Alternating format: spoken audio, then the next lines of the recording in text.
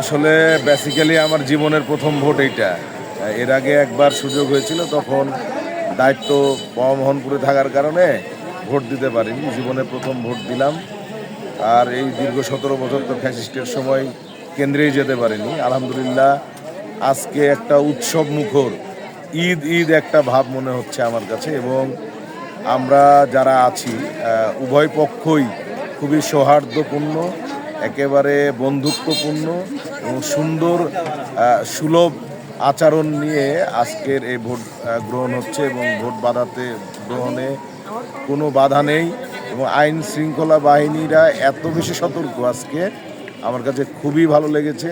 তারা একেবারে মেপে মেপে 400 গজের বাইরে লোকজনকে যাওয়ার জন্য সাজেস্ট করছে। বিশেষ করে আমাদের দেশ রক্ষায় যারা নিবেদিত প্রাণ আর্মিরা, তাদের এখন পর্যন্ত নিরপেক্ষতার সর্বোচ্চ চূড়ায় আছে। এই জন্য প্রশাসনকে আমি আন্তরিকভাবে ধন্যবাদ জানাচ্ছি, এবং আপনাদেরকে যারা আজকে এত কষ্ট করে এই ভোট কেন্দ্রগুলো কাভার করছেন, সত্যের পক্ষে দাঁড়াচ্ছেন। আমাদের একটাই চাওয়া, সুষ্ঠুভাবে নির্বাচন হবে, যে যার মনে হবে তাকে ভোট দিবে, সুষ্ঠুভাবে ভোট গ্রহণ হবে।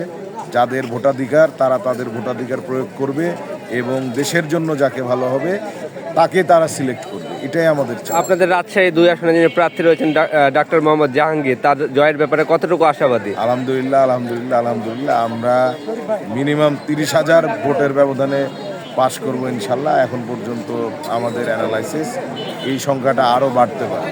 মানুষের ভিতরে স্বতঃস্ফূর্ততা দেখেছি। মানুষ পরিবর্তন চায়, মানুষ বাংলাদেশ, নতুন একটা বাংলাদেশ চায়। এই পরিবর্তনের সাথে মানুষ একত্রতা ঘোষণা করেছে আমার কাছে মনে হয়।